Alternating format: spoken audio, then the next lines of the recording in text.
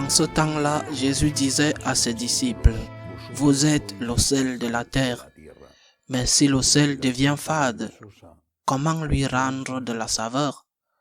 Il ne vaut plus rien. On le jette dehors et il est piétiné par les gens.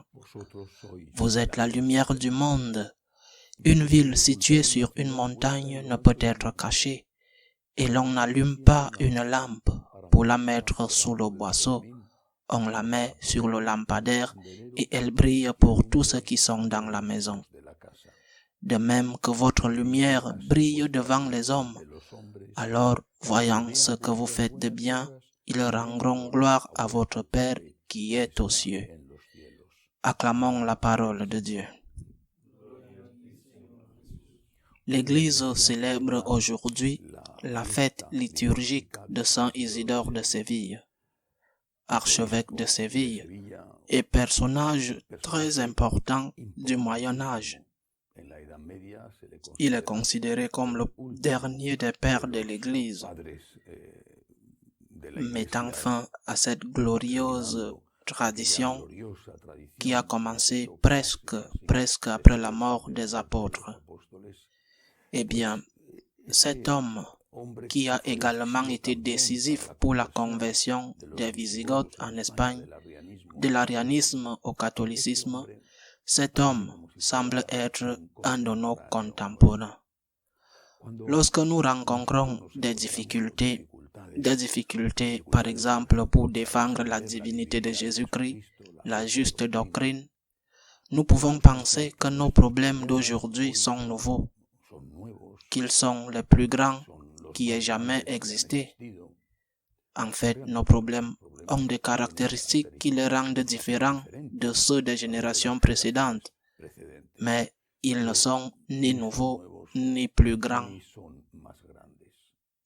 La lutte que saint Athanase, patriarche d'Alexandrie, a menée par exemple pour défendre que le Christ était Dieu, alors que la majorité des évêques du monde étaient devenus ariens, c'est-à-dire qu'ils niaient la divinité du Christ, quand l'empereur lui-même était un arien, et quand même le pape de Rome a hésité et que très peu, Saint Irénée de Lyon avait défendu la divinité du Christ, bien sûr, mais très peu à l'époque défendaient la divinité du Christ. Quand nous voyons cela dans l'histoire de l'Église, nous disons, le nôtre n'est rien. Eh bien, Saint Isidore avait quelque chose de similaire appliqué à l'Espagne wisigothique. Les Wisigoths étaient déjà installés en Espagne depuis 2 siècles. L'Empire romain avait pris fin depuis longtemps. Les Wisigoths ne voulaient pas se mélanger à la population hispano-romaine d'origine, qui, pour la plupart, étaient encore catholiques, mais ils étaient ariens et c'est eux qui gouvernaient. Et ils ont gouverné et exercé. En outre, le régime wisigothique présentait certaines caractéristiques de cruauté qui ont conduit à sa ruine, ce que l'on a appelé la maladie des Goths. La monarchie n'était pas héréditaire et par conséquent, chaque fois qu'un roi était nommé, il y avait d'autres partisans qui tuaient souvent le roi nouvellement nommé d'une manière très cruelle.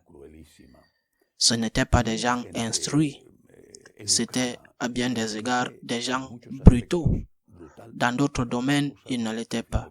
Après tout, ils étaient dans l'ancienne hispano-romaine depuis 2 siècles. C'étaient des ariens. Ils promouvaient l'arianisme, mais les catholiques d'origine romaine, d'origine hispano-romaine, n'ont pas baissé les bras. Ils se sont battus pour garder leur foi, et ça leur a coûté du travail, et ça leur a coûté des persécutions. Ils se sont préparés à ce qui arriverait plus tard lorsque les Wisigoths, à cause de cette maladie gothique qui consistait à s'entretuer pour être monarque, sont tombés aux mains des musulmans et l'Espagne est rapidement devenue musulmane, à l'exception de ceux, les Mozarabes, qui ont résisté à l'islamisation. Je parle de cette leçon d'histoire parce que nous fêtons ce saint, Saint Isidore de Séville, fondamental dans la conversion des ariens au catholicisme, mais parce que c'est aussi notre problème aujourd'hui, Le Christ est Dieu. Il est un vrai homme et un vrai Dieu. Apparemment, personne ne le nie au sein de l'Église catholique. Et je dis seulement apparemment parce que ce n'est pas vrai. Chaque fois qu'ils disent que les enseignements du Christ sont dépassés, ils nient la divinité du Christ. Il faut le dire franchement, car c'est ainsi. Ils reviennent à l'arianisme. Chaque fois qu'ils disent que Jésus-Christ ne savait pas, n'avait aucune idée de ce que la science nous enseigne aujourd'hui avec ses avancées modernes et que par conséquent, il faut changer l'enseignement moral, que Saint Paul était ignorant et que ce que ses lettres enseignent, n'importe lesquelles, sont des choses démodées, ce qui est dû précisément à son ignorance. Eh bien, il ridiculise non seulement Saint Paul, mais aussi l'inspiration des Saintes Écritures et bien sûr Jésus-Christ lui-même, sur lequel repose tout l'enseignement des apôtres. Au fond, je le répète, il nie la divinité du Christ. Ceux qui nous ont précédés ont combattu, ont payé de leur sang. Saint Athanase a été banni de son siège par l'empereur à plusieurs reprises. Il a connu la menace et le bannissement. C'est de Saint Athanase que vient la phrase « Ils ont les églises », car les ariens ont dépossédé les catholiques de tous les temples. Ils ont les églises, nous avons la foi. Défendons donc la divinité du Christ. Le Christ est Dieu. Et si le Christ est Dieu, comme le Christ lui-même l'a dit, le ciel et la terre passeront, mes paroles ne passeront pas. L'arianisme n'a jamais été vaincu. Il ne rentre pas dans la tête de beaucoup d'hommes que le Tout-Puissant se soit fait homme. C'est un problème qui leur est propre et c'est un problème de foi. Nous proclamons avec nos pères, le Christ est Dieu, la Sainte Vierge est la mère de Dieu, et si nous devons être persécutés, nous avons de grands prédécesseurs qui ont connu cela et pire que ce qui nous arrive. Le Christ est Dieu, ses paroles ne peuvent pas être touchées, ses enseignements sont les enseignements de Dieu et ils n'ont pas à être adaptés au mode et au temps. Que Saint Isidore prie pour nous et qu'il en soit ainsi.